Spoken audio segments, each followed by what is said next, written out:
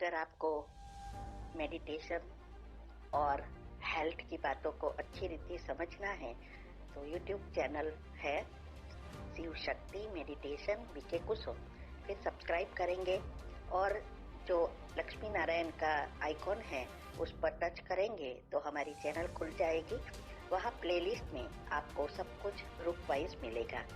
साथ साथ like share और कमेंट भी कीजिए, इससे आपका दुआ का खाता बढ़ेगा, बुद्धि का ताला खुलेगा और आप जल्दी जल्दी आगे बढ़ सकोगे। ओम शांति।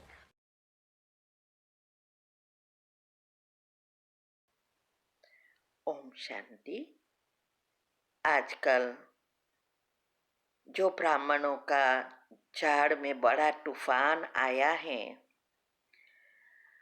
और सीनियर भाई जो नए संस्था में चले गए हैं उसके बारे में, और जिसके तन में बाप दादा या ब्रह्मा बाबा आते हैं ऐसा कहते हैं, उसके बारे में असंख्य रोज प्रश्न आ रहे हैं। तो हमने सोचा कि एक डिटेल में अच्छी रीति वीडियो बनाए जिससे सभी प्रश्नों का उत्तर मिल जाए और ऐसे तूफानों से बच सके। वैसे भी हमने पहले भी 4 प्रश्नों के उत्तर की वीडियो बनाई है और वो वीडियो में भी बहुत कुछ समझाया है। तो आज जो प्रश्न आए हैं कि क्या शिव बाबा ने तीसरा रथ लिया है, वो सीनियर भाई कहते हैं कि खुद आके देखो, बाप दादा दूसरी जगह अवतरण हो रहा है, अभी मधुबन में नहीं आ रहे हैं, तो क्या हमें वहां जाना चाहिए? क्या ये पार्टी जो भी नए खुली है वो वही पार्टी है जिसने ब्रह्मा बाबा के समय शुरुआत में यज्ञ में विघ्न डाले थे? और ऐसे बहुत कुछ प्रश्न है। तो उसका उत्तर है, पहले तो मैं ये कहूंगी, ये पूरी वीडियो सुनो और परखने की शक्ति बढ़ाओ और ऐसी नेगेटिव बातों से बचो, नहीं तो सारा पुरुषार्थ व्यर्थ चला जाएगा। अभी अंतिम समय है, बहुत संभाल कर चलो वरना बहुत बहुत पछताएंगे। अगर कोई कुएं में गिरता है और कहता है कि आओ आप भी चेक करो, ट्राई करो, तो क्या हम ऐसे कुएं में गिरेंगे? तो उसके लिए बुद्धि चलाएंगे ना कि गिरने से क्या होता है, नहीं कैसे हम उससे बचे, गिरना है या नहीं गिरना है। इसके लिए भी तो भगवान ने हमें बुद्धि दी है। इसके लिए हर रोज मुरली में भी आता है, परख शक्ति को बढ़ाओ। तो परख शक्ति को बढ़ाना ही बुद्धि को स्थूल से सूक्ष्म बनाना। तो देखो, हर एक को एक समान ज्ञान मिलता है, लेकिन फिर भी नंबरवार है। क्यों? सारा खेल बुद्धि का है। जो जितना ज्ञान रूपी भोजन को पचाता है उस अनुसार बुद्धि शुद्ध, पवित्र और दिव्य बनती है। इसके भी मैंने टॉपिक यूट्यूब पर रखा है कि कैसे बुद्धि को स्थूल से सूक्ष्म दिव्य बना सककर उच्च पद के अधिकारी बने और बाबा को पहचान कर, उनसे जुड़कर, विकर्म विनाश कर, आत्मा में शक्ति भर उन समान बनते, उनका निश्चय कभी हिलेगा ही नहीं। क्योंकि शिव बाबा के साथ बुद्धि की लाइन क्लीन एंड क्लियर होगी और वो कभी भी डिसर्विस नहीं करेगा। ज्ञान के एक एक राज को समझेंगे, यहाँ तक कि ये सभी महान अष्टरत्न अभी कहाँ हैं, क्या कर रहे हैं, सब कुछ उसको पता चल जाएगा। जिसकी बुद्धि की लाइन क्लियर होगी वो अचल अडोल उनकी अवस्था होगी। सभी चीजों से, मन बुद्धि से वो डिटैच होंगे। देखते हुए नहीं देखना, सुनते हुए नहीं सुनना, ये अवस्था नेचुरल होगी। और सभी बातों से संतुष्ट, स्वप्न शुद्ध पवित्र, एक भी इच्छा मन में ना हो, इच्छा मात्रम अविद्या होंगे। उनकी परखने की शक्ति प्रबल होगी। बाबा की टचिंग प्राप्त कर सकेंगे, वही आने वाले तूफान में टिक सकेंगे और ये कभी भी गिरेंगे नहीं। अभी अंतमति सो गति का समय चल रहा है। अंतिम समय के लिए सफाई हो रही है, क्योंकि सब तो तीव्र पुरुषार्थ करेंगे ना। तो 2 करोड़ सत्युगी आत्मा सब तीव्र पुरुषार्थ करेंगे। अभी इसमें से नंबर आएंगे ना। तो ये बातों को अच्छी रीति समझना है, वरना अंतमति सो गति नहीं कर सकेंगे। जहां तक हम जानते हैं, शिव बाबा ने तीसरा रथ नहीं लिया है। हमने योग कर के मंथन कर बाबा से भी पूछा, तो बाबा ने क्या जवाब दिया? बच्ची, जरा सोचो, क्या मैं मधुबन छोड़ के कहां भी जा सकता हूं? बुद्धि से मंथन करो कि ब्रह्मा द्वारा जहां मैंने स्थापना की वही मेरा आने का और बच्चों से मिलन मनाने का स्थान है, और कहां भी मैं आ नहीं सकता। इसके लिए हमने बहुत कुछ बाबा से बातें की और बहुत कुछ बताया। अभी मधुबन में कोई भी रथ में नहीं आते हैं, लेकिन सूक्ष्म में वो वहां जरूर आते हैं। रीत बदल गई है, अपनी अवस्था अनुसार अनुभव करते हैं। तो आगे भी वीडियो में मैंने बहुत कुछ बताया है, सुनो वो भी। और मधुबन के सिवाय बाबा कहां भी नहीं आ सकता, क्योंकि शिव बाबा ने यज्ञ की शुरुआत किससे की? ब्रह्मा बाबा से। ब्रह्मा बाबा के तन में आए, हैदराबाद में आए, सारे ओपोजिशन वाले खड़े हुए, यहां तक कि यज्ञ को समाप्त करने के लिए मारने की भी कोशिश की। तो वहां से पाकिस्तान कैसे चले गए, और पाकिस्तान से जब वापिस भारत आए तो कहां स्थित हुए? मधुबन में ना। तो ब्रह्मा बाबा उनका रथ है, तो उसके द्वारा जहां स्थापना हुई है वहां ही मुख्य अवतरण स्थान है, और कहां भी वो अवतरित नहीं हो सकते। क्या भगवान इतने सस्ते हैं कि जहां जाओ वहां पहुंच जाओ? मुरली में आता है कि मैं आके बुद्धि में बैठता हूं। इसका मतलब यह नहीं कि वो उस आत्मा के शरीर में आके किसी को पढ़ा रहा है, नहीं। वो हमारी बुद्धि की लाइन अगर क्लियर है तो सामने वाली के प्रश्न के उत्तर देने के लिए बुद्धि को टच करता है। जैसे ब्रह्मा बाबा की बुद्धि को पहले कैसे तैयार की, और उनसे द्वारा कैसे स्थापना की, ऐसे वो भी हमारी सेवा में मदद करता है। वो भी वीडियो हमने यूट्यूब पर रखी है कि हमें लौकिक से अलौकिक जीवन बनाने में कहाँ कहाँ कैसे कैसे मदद की।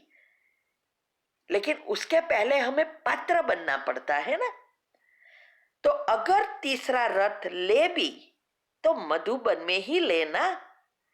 वहां भी कितने पुराने तपस्वी, रिस्पॉन्सिबल, अनुभवी आत्माएं हैं जो कितने सालों से है, समर्पित है, और उसमें ही आए ना।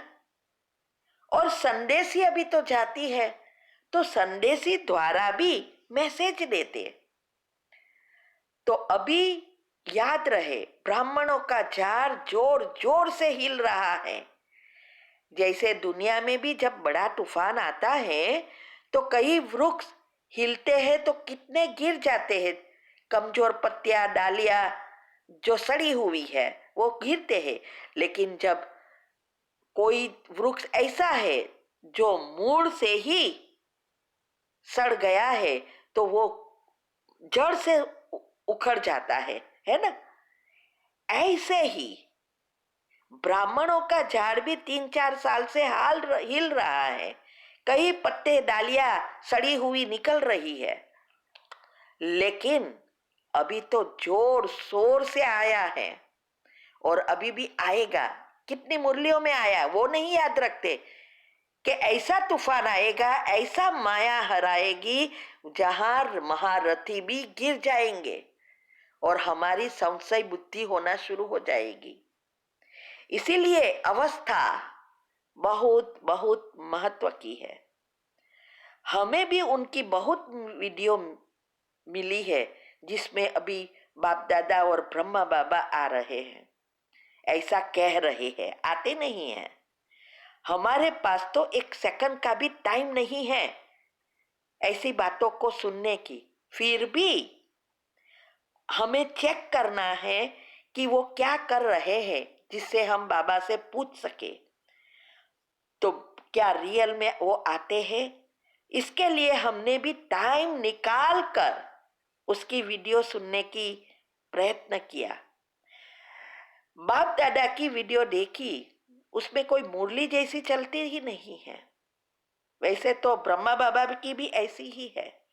एक में तो ऐसा देखा, जो एक भाई कुछ कह रहा था और बाप दादा, जिसके कहते हैं बाप दादा आता है, उसके आंसू आए और दूसरी आत्मा उसके आंसू पूछने लगी, मना पोंछने लगी। अभी सोचो, कभी भगवान इस स्थूल चीजों के अनुसार भावुक हो जाते हैं? वो तो नितेज है। आप रो, कुछ भी करो, कुछ भी कहो, उससे कोई असर नहीं होती। तो ये एक है। और ये भी देखा कि मैंने सोचा कि ब्रह्मा बाबा कैसे आता है। तो उसकी जब हमने वीडियो देखी तो हम तो एकदम शॉक हो गए कि ब्रह्मा बाबा क्या ऐसी एक्टिंग करते थे जैसी उसमें बताया है। और उसमें तो मुरली तो कहाँ नहीं चलाते हैं, हर एक चीज का ओपोज करके अलग रीति से बता रहे हैं। और संदेशी आत्माओं के लिए बुरा बोल रहे हैं, जिससे अनेकों को उसके अंदर संशय पैदा करे। एडवांस पार्टी की बातें खराब बोल रहे हैं, मधुबन के वरिष्ठ भाइयों बहनों की बोल रहे हैं, यज्ञ के सरेंडर भाई बहनों की लग्जरियस लाइफ की बुरी बातें करके संशय पैदा कराने वाली बातें कर रहे हैं। ये सब बातें देखी तो सभी पधरामणी में कोई मुरली नहीं चलती। सिर्फ गुमराह कर बुद्धि को भ्रष्ट करने की ही बातें चला रहे हैं, ये हमने देखा। तो देखो, जब पहले तो ये सोचो, क्या शिव बाबा या ब्रह्मा बाबा ऐसे अपने ही यज्ञ की बुराई करेंगे? अपने बच्चे को गुमराह करके पांव खींचेंगे या आगे बढ़ाएंगे? तो ये सभी बातों को हमें अच्छी रीति समझना है। हम भी अपने परिवार वालों की कभी बुराई बाहर जाके कहते हैं क्या? बच्चा कितना भी बुरा करता है, आउटलाइन का है, लेकिन माँ बाप तो ऐसा ही कहेंगे, बहुत अच्छा है, और उसको शिक्षाएं देगा जिससे वो आगे बढ़े और अच्छा बने, लेकिन ऐसी बुराई नहीं करेगा। तो सब कुछ बाप दादा देखते हैं, जानते हैं, फिर भी साक्षी दृष्टा रहे। हमें भी साक्षी दृष्टा रहने की शिक्षा देते हैं। वो कभी भी ऐसा बुरी चीजें नहीं करता। ये तो जैसे मनुष्य की व्यवहार की बात करते हैं। मनुष्य क्या करते हैं? एक दूसरे के पांव खींचते हैं। तो ये सब बातें हमें अच्छी रीति उसकी बातों को समझो।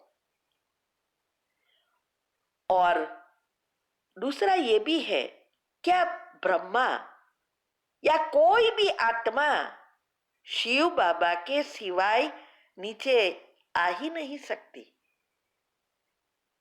ये भी ब्रह्मा भी तभी आ सकता जब शिव बाबा है, क्योंकि अभी वो कंबाइन है।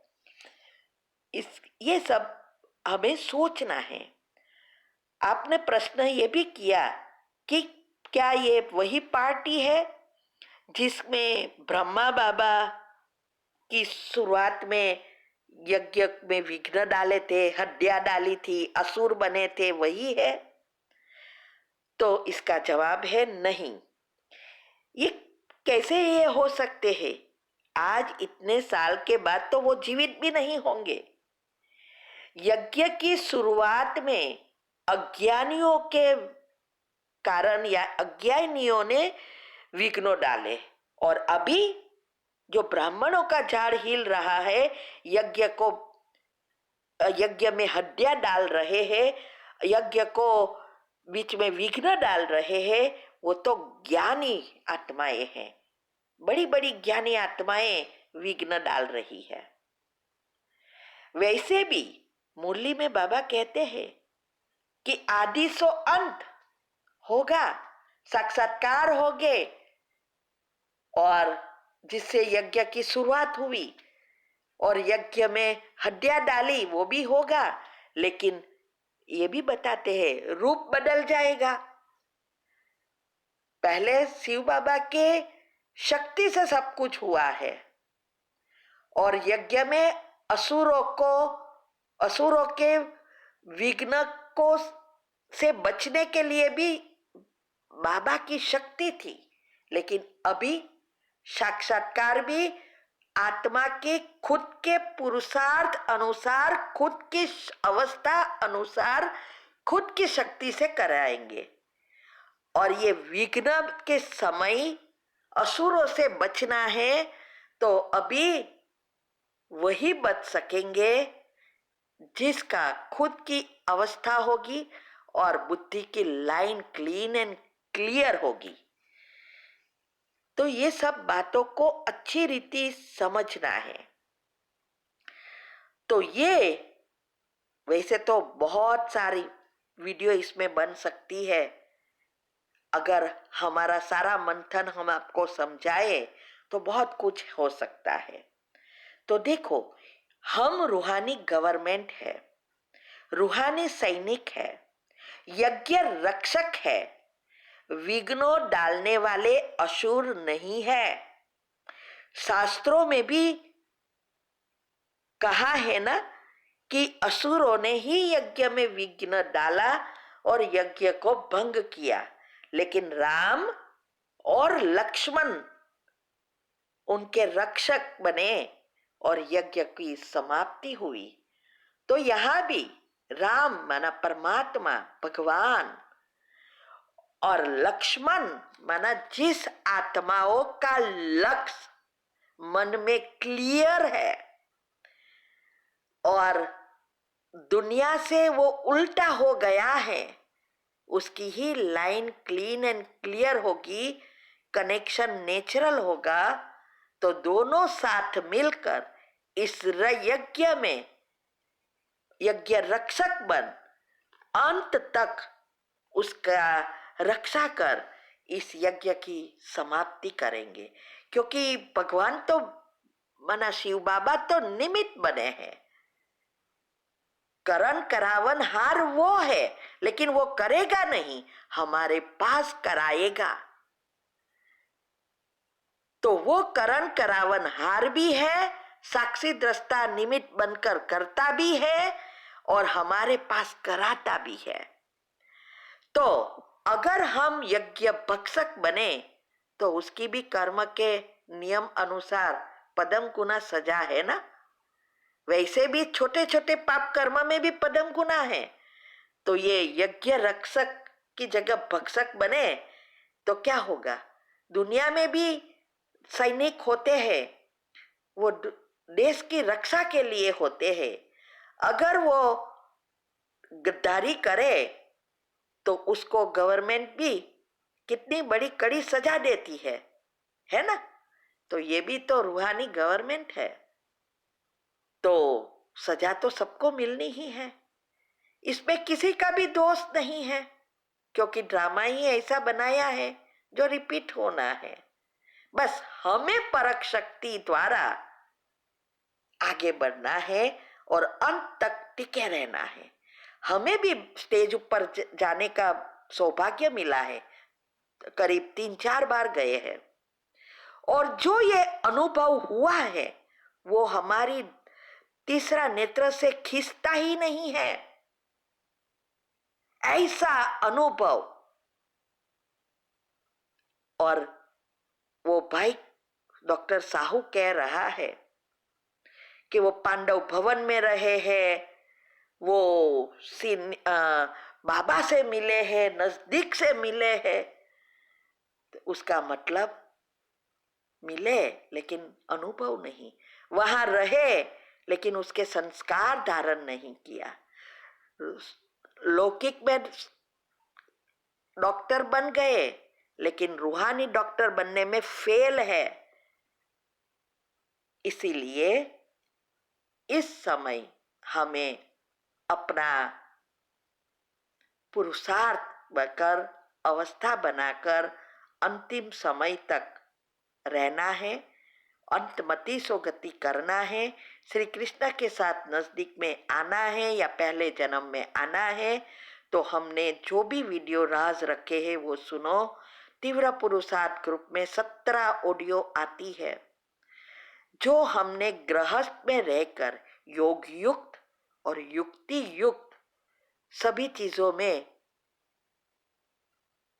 कर मीन्स के युक्तियां रच कर आगे बढ़े, और हमारे बाबा ने भी मदद की।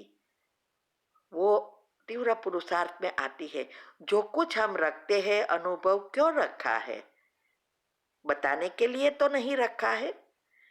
हम यही चाहते हैं कि हमने जो पाया वो सब उसको समझे, युक्ति से आगे बढ़े, बहानाबाजी से निकले और जल्दी जल्दी यज्ञ के रक्षक बन आगे बढ़े, यज्ञ की पूर्णाहुति हो। बाबा के नए बच्चे